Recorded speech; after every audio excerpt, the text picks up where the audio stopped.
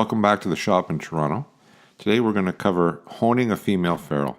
When you purchase your ferrules, of course, the male slide is oversized, but also the inside of the female ferrule has a very coarse finish to it, and that should be prepared and smoothed out to accept the male slide. You have a number of different options, but it's a lapping system that you need. So you need some kind of mandrel to hold the female ferrule if you're going to use a tailstock method. And here's a few different types of laps. This is a cast iron lap. This is an expanding lap.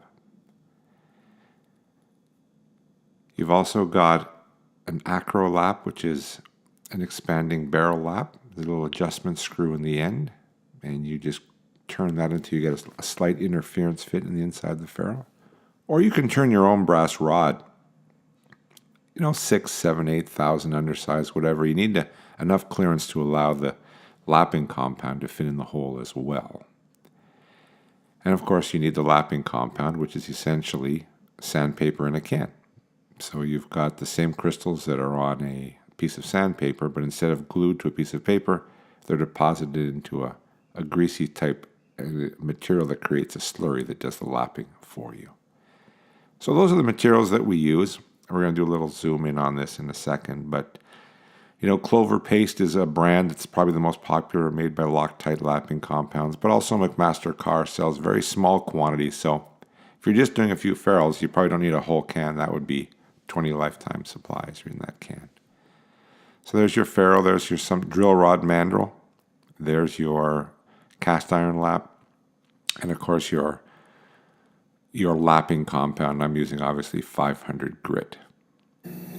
So we've got the cast iron lap mounted in a 3-jaw, and we've put lots of lapping compound on the barrel and inside the slide, and we're simply going back and forth polishing the inside of the female ferrule.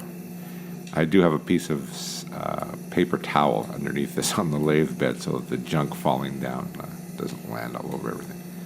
But basically this fine abrasive grit is embedded into the cast iron, and by drawing it back and forth, I'm actually helping to dimension the hole ever so slightly, maybe take out some high spots. But essentially what I'm doing is polishing the inside of that nickel silver. Imagine if you were rubbing that with a piece of 500 grit paper, you'd get a nice smooth, even finish. So when you're using the male slide, you're not getting a lot of scratches.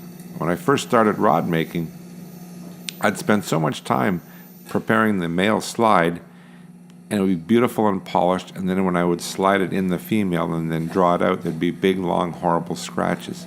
And those scratches were caused by peaks or spikes or junk that is on the inside of the female ferrule. So when you get a set of ferrules, the first thing you should do is clean out the female ferrule.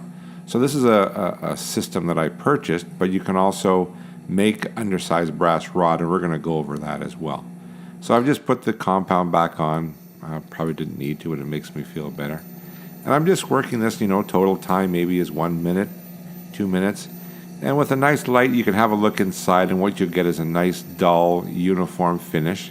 If you wanted to get, 1,000 or 1,500 lapping compounds and clean off your slide and do it again, you could get a high polish, but I found it's really not that necessary. You just want a smooth finish without any imperfections or spikes of metal inside.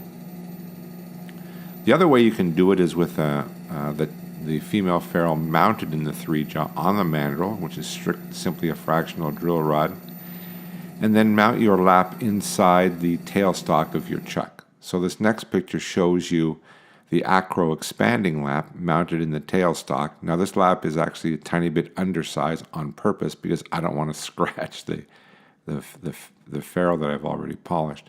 But if you're using this type of system, you would do the same thing, fill the ferrule full of lapping compound, put some lapping compound on the lap, set the lap so it's just ever so slightly an interference fit, and simply go back and forth.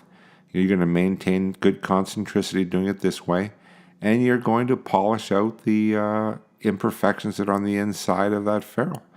And it's going to give you a much better fit than just ignoring it and having the actual male ferrule wear down those high points. Or the other option is to, if you don't have a lap, just to make one by taking a piece of brass rod. This is actually a hardened piece of gauge pin that I'm using for a demo because I didn't have a brass rod to fit in there. So I would never use something this hard, but a nice soft material like cast iron or brass will work well. And the same thing, fill the hole full of the lapping compound and go back and forth on this until, you feel you've done a good job.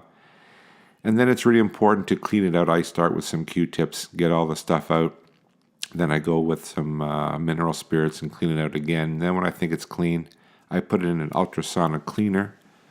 This is simply a little device I bought on Amazon. It's under $50. It's used for cleaning jewelry and many other things. But what it does is it gives it an ultra-high vibration.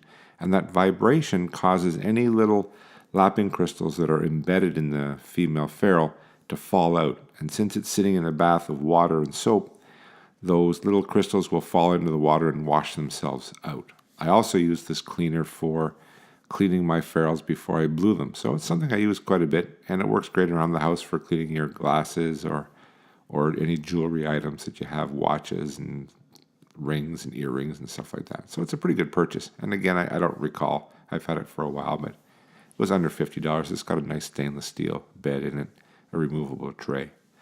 That's basically all there is to it. Spend some time, clean that female ferrule. Then when you fit your male ferrule, you've got a nice, beautiful spot for it to fit into.